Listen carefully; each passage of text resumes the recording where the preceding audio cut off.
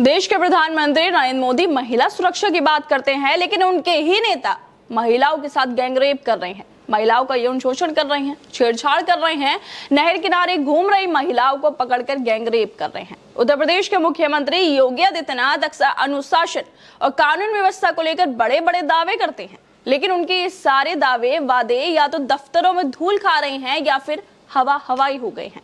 योगी के दावों का हकीकत से इनका कोई लेना देना नहीं है, क्योंकि उनकी सरकार प्रदेश से गुंडे भगाने की बात तो करती है, लेकिन खुद की ही पार्टी में गुंडे भरे पड़े हैं। दरअसल नरेंद्र मोदी और योगी आदित्यनाथ हर रैली में बेटी बचाओ बेटी पढ़ाओ का नारा जरूर देते हैं।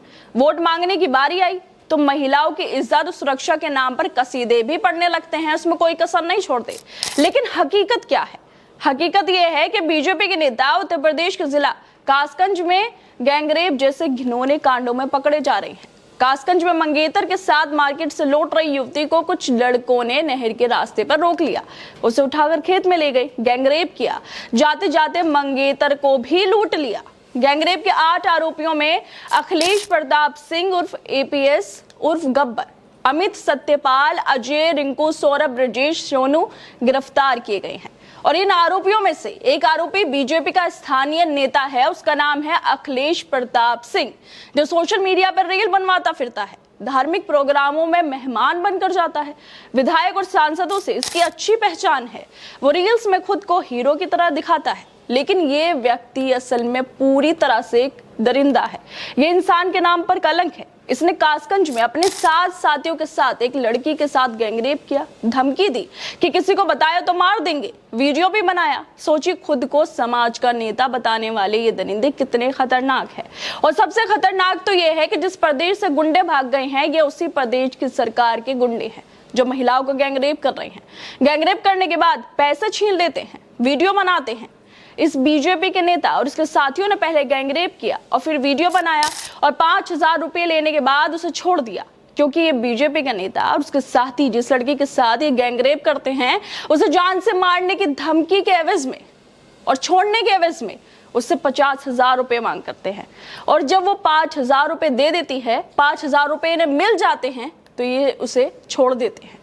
ये है नया भारत बनाने वाली पार्टी के नेताओं का हाल, जो महिलाओं का गैंगरेप भी कर रहे हैं और उनसे पैसे भी लूट रहे हैं। ये है योगी आदित्यनाथ के सुशासन का हाल, जहां पर उनके नेता, उनकी पार्टी के नेता गैंगरेप कर रहे हैं। फिलहाल इस मामले में पुलिस ने 8 आरोपियों को गिरफ्तार कर लिया है।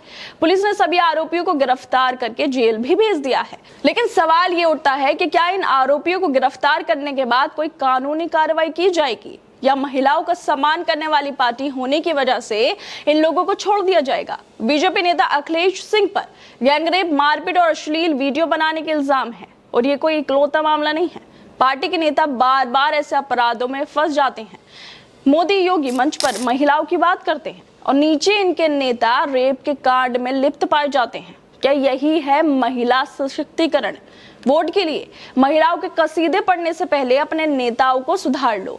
जिस तरह से बार बार यूपी में बीजेपी के नेता ही गैंगरेप में पकड़े जा रहे हैं, उसके बाद ये सवाल भी उठता है कि हर बार गैंगरेप केस में बीजेपी के नेता ही क्यों फंसते हैं?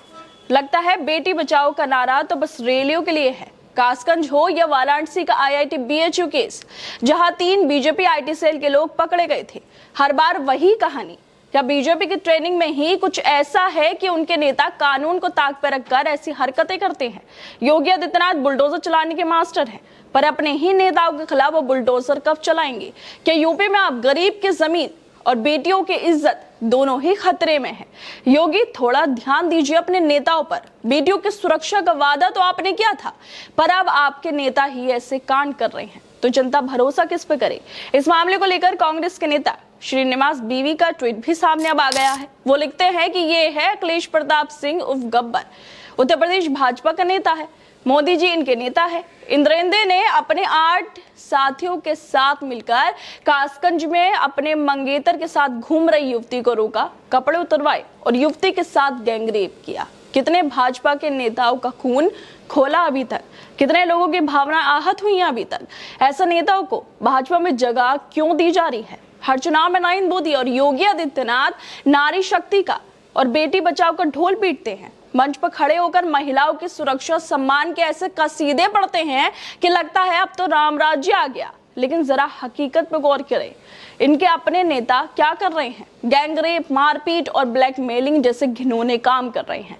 बीजेपी के नेता बार बार रेप और छेड़छाड़ जैसे अपराधों में पकड़े जा रहे हैं। ये कैसा डबल गेम खेल रहे हो? वोट के लिए तो महिलाओं को लक्ष्मी और दुर्गा बता देते हैं, लेकिन जब तुम्हारे नेता बेटियों को गैंगरेप कर रहे हैं तब तुम्हारी वो नारी सम्मान की बात कहां चली जाती है? क्यों प्रधानमंत्री से लेकर मुख्यमंत्री तक कोई भी अपने नेताओं को लेकर कुछ नहीं बोल पा रहा है, लेकिन चुनाव के आते ही इन्हें महिला सम्मान याद आने लगता है। खैर दोस्तों, आप लोगों को क्या लगता है, जिस तरह से बार बार बीजेपी के नेता गैंगरेप हो, यौन शोषण हो, छेड़छाड़ हो, महिलाओं के साथ जितनी भी अभद्रता हो रही है उसमें पाए जाते हैं, लेकिन इसके बावजूद भी प्रधानमंत्री से लेकर बीजेपी का हर एक नेता, मुख्यमंत्री तक मन से खड़े होकर ये जरूर बोलते हैं कि उनकी पार्टी ही सबसे ज्यादा महिलाओं का सम्मान करती है। आप लोगों को क्या लगता है बीजेपी के इस दोहरे रवैये को लेकर? हमें अपनी राय जरूर दें और बाकी तमाम खबरों को देखने के लिए जुड़े रहिए हमारे साथ।